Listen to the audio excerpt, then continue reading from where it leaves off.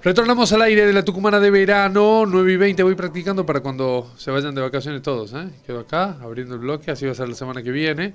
Pero bueno, nos vamos a meter mientras Anita se reacomoda en un tema, la verdad, que es preocupante porque está por perder estado parlamentario la ley Nicolás, ¿sí? Que fue aprobada por unanimidad en el Congreso de la Nación, en la Cámara de Diputados, pero que sin embargo no ha sido tratada en la Cámara de Senadores por diferentes cuestiones, ¿no? No se armaron las comisiones cuando fue el cambio de gobierno, después Senadores dejó de sesionar y la ley ha ido quedando de lado, el proyecto de ley, porque todavía no ha tomado fuerza de ley, y que corre peligro ahora mismo de perder estado parlamentario. De hecho, en febrero pierde estado parlamentario, lo que quiere decir que se volvería a cero con la ley, ¿sí? Entonces es necesario impulsar cuanto antes el tratamiento de esta norma en la Cámara de Senadores de la Nación. ¿De qué se trata esta ley? Bueno, tiene el objetivo de definir un marco jurídico e institucional para garantizar el ejercicio del derecho a una asistencia sanitaria segura, ¿sí? Y el nombre surgió en memoria de Nicolás de Ana, quien falleció en 2017 producto de la mala praxis. Acá en Tucumán tenemos lamentablemente algunos casos, por ejemplo el de Matías Juárez, que es un niño de 8 años que en el Sanatorio San Lucas entró al quirófano por una cirugía de amígdalas y que lamentablemente perdió la vida, ¿no? Y hasta el día de hoy sus familiares claman por justicia. Bueno, esta ley daría un marco normativo para amparar a las personas en una situación similar. Vamos a hablar ahora con una de las impulsoras del proyecto de ley, que es Gabriela Covelli, que está del otro lado, a quien le damos la bienvenida a la Tucumana de verano. Gabriel Sanzano, Ana Pedraza, te saludamos. ¿Qué tal? ¿Cómo te va, Gabriela? Hola, buenos días. Buenos días para vos también. Preguntarte, bueno, ¿por qué se ha llegado a esta situación, ¿no? De una ley que además de que casi no tiene reparos, de hecho ha sido aprobada por unanimidad en el Congreso de la Nación, en la Cámara de Diputados, esté tan cerca de perder el estado parlamentario y tenga la posibilidad de pasar por el Congreso desapercibida, sin que sea aprobada? ¿Y por qué no se ha tratado hasta ahora en senadores? Mira, la palabra es que la vida y la salud no parece ser importante para nuestros legisladores.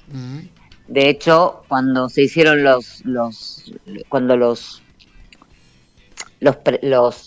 las elecciones a presidente se hicieron, no fue un tema a tratar. Hablaron de la inflación, de la seguridad, pero nunca del problema que existe en los sistemas de salud.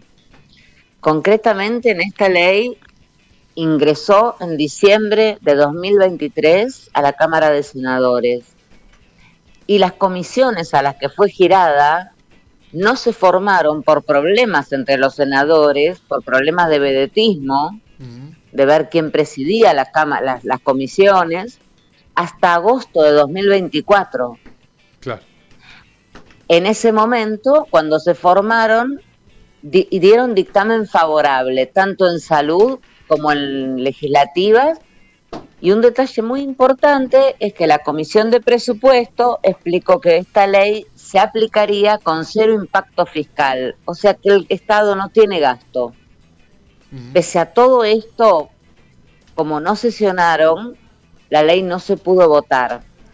Pedimos entonces al presidente de la Nación que las incluya ahora en febrero en las sesiones extraordinarias. Corresponde que su ministro se expida, y el ministro de Salud, Mario Lugones, se expidió diciendo que no iba a ser tratada porque tenía gasto para el Estado. El ministro de Salud debe saber, porque por algo es ministro de Salud, que más allá de lo terrible que es para nosotros las muertes de personas que amamos, en este caso Nicolás, en el caso de María Luna, Matías, y así infinitos nombres que son muy importantes para cada familia. Además de esto, el Estado gasta un montón de dinero por las demandas de daños y perjuicios que hacen a los hospitales, los cuales se evitarían. gastan un montón de dinero cuando tienen una infección intrahospitalaria y el paciente tiene que estar un montón de días internado o internado en terapia intensiva. Quiere decir que esta ley no solamente no da gastos, sino que evita gastos. Claro. Pero lo fundamental es que evita daños y muertes que en el 60% serían evitables. Bien. Como la muerte de Matías Juárez. Bueno, entendemos entonces que por cuestiones de divismo, como bien decía usted, y también por estas roscas políticas, ¿no? Entre radicales con peluca, peronistas que colaboran, el gobierno que, bueno, lo que sea, al final hay un montón de actividad en el Congreso como esta, que no se trata como debe ser.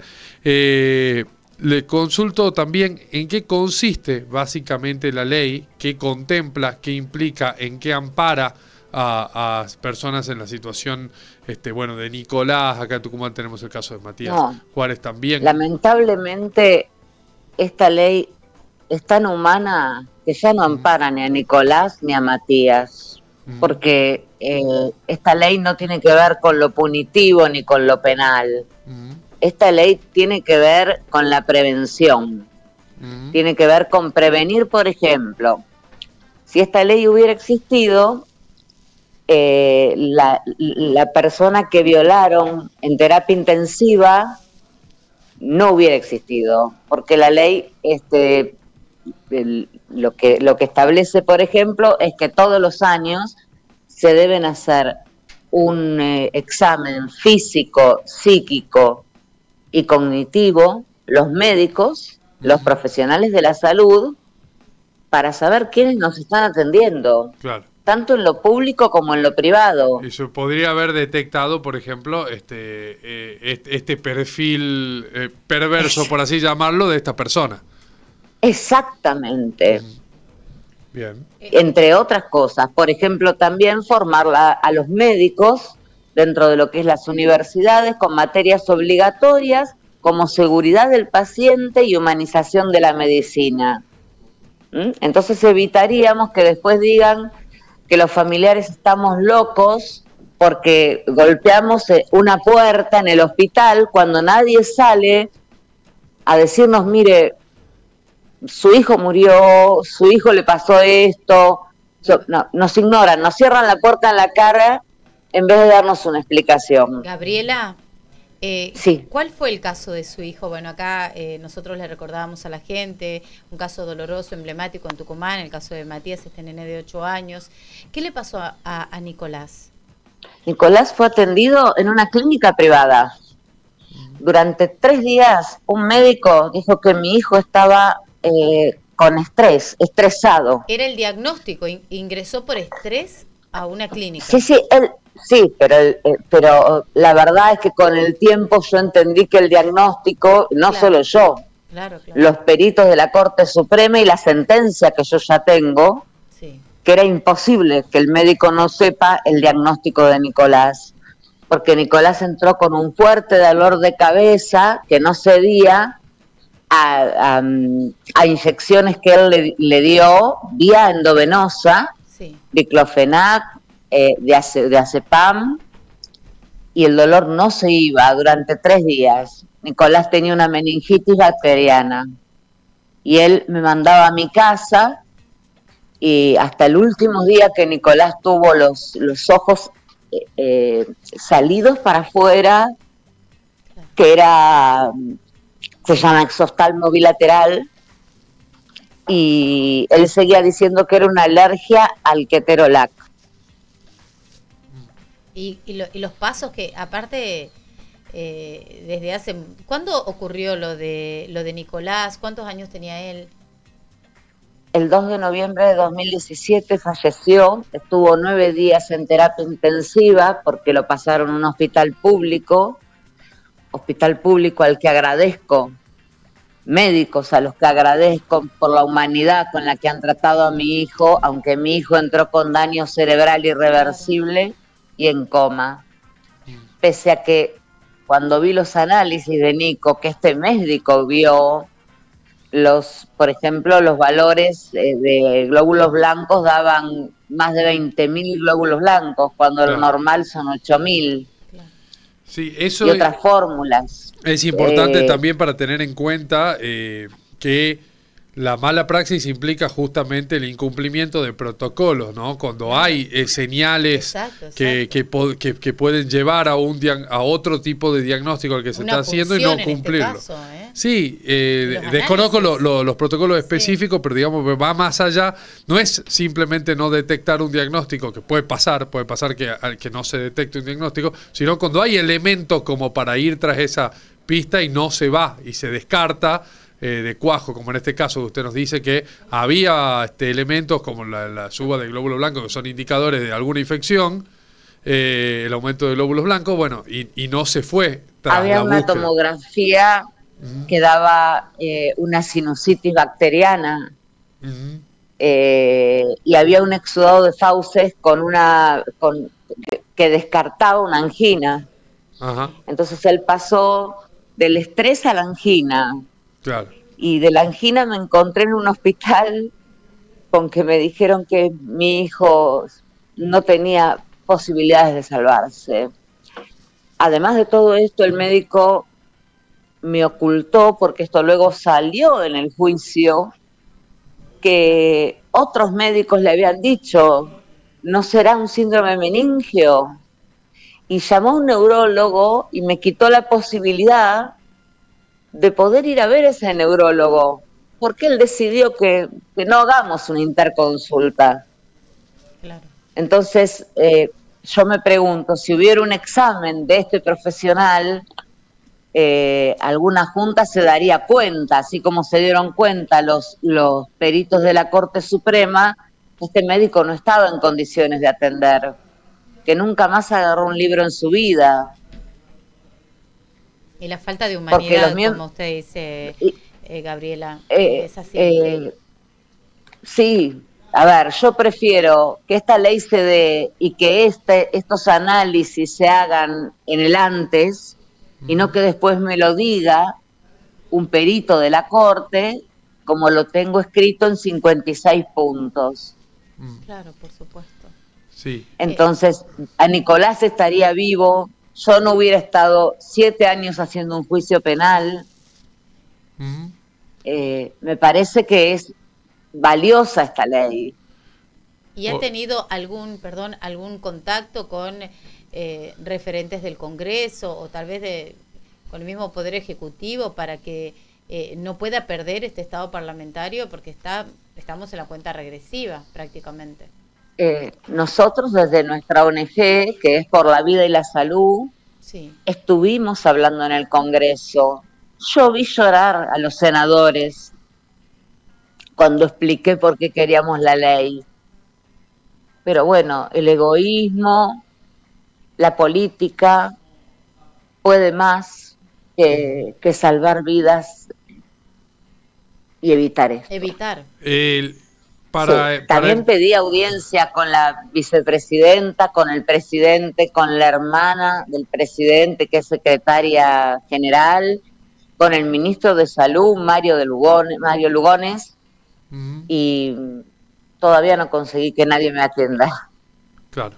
Cuando transcurre más de un año, así es, se pierde el estado parlamentario, ¿es eso? No, claro, son los 4 años de gestión. Claro. Tuvimos 2 años en diputados. Claro, 2 años en diputados.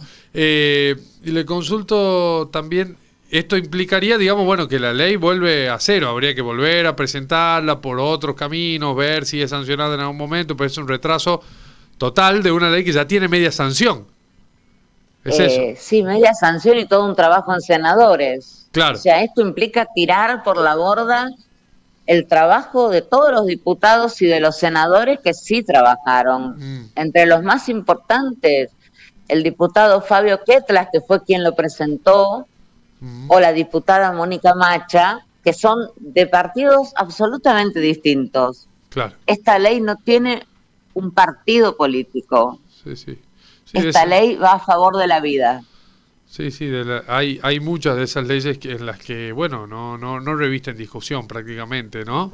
Es que tiene un consenso absoluto, claro, y el apoyo de la Academia Nacional de Medicina. Claro. totalmente. Bueno, Yo quiero decirte algo, sí. un número nada más, dado por la Organización Mundial de la Salud. En un minuto, ¿cuántas personas mueren en el mundo? No, no lo sé. Bien, 5 personas mueren en un minuto ingresando a un sistema de salud. 3 millones de personas mueren al año por las mismas causas, mucho más que las personas que murieron en el COVID. Claro. Sí, sí. ¿Es importante o no la prevención?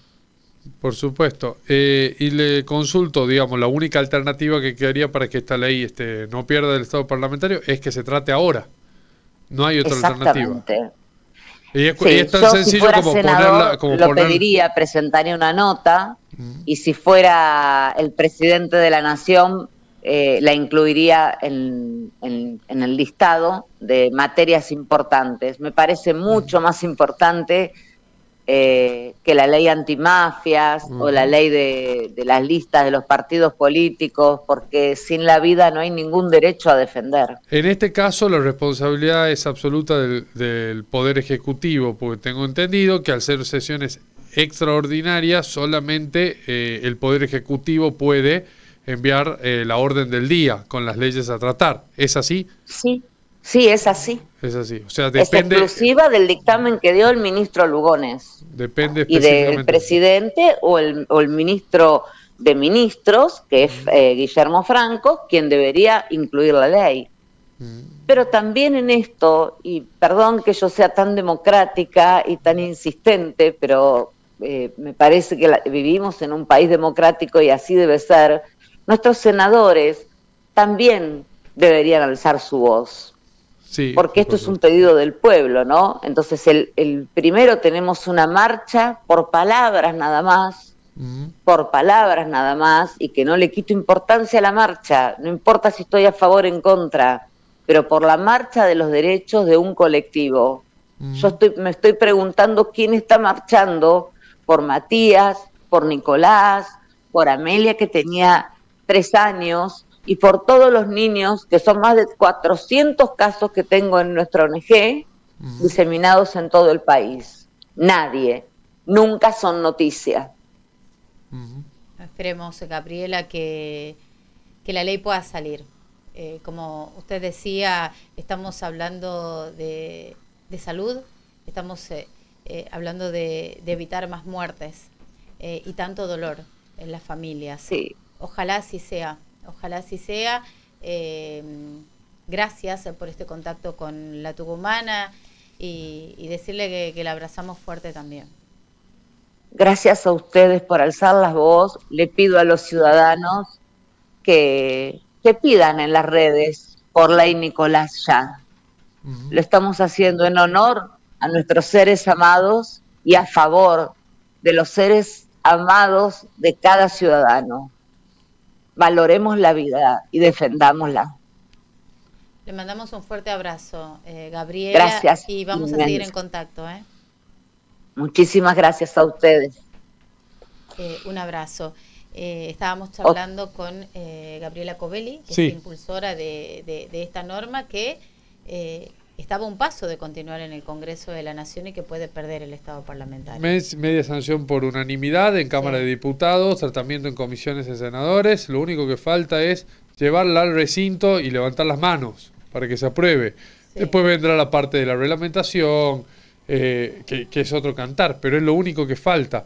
Y eso depende, en este caso, específicamente, ya habiendo pasado tanto tiempo sin que la ley se trate, ¿sí? Ahora, a esta altura, en esta instancia, depende pura y exclusivamente del Poder Ejecutivo, básicamente del gobierno de Javier Milei. ¿Por qué? Porque las sesiones ordinarias, donde creo que se puede llevar al recinto desde cualquier punto de vista, cualquier ley, empiezan recién en marzo.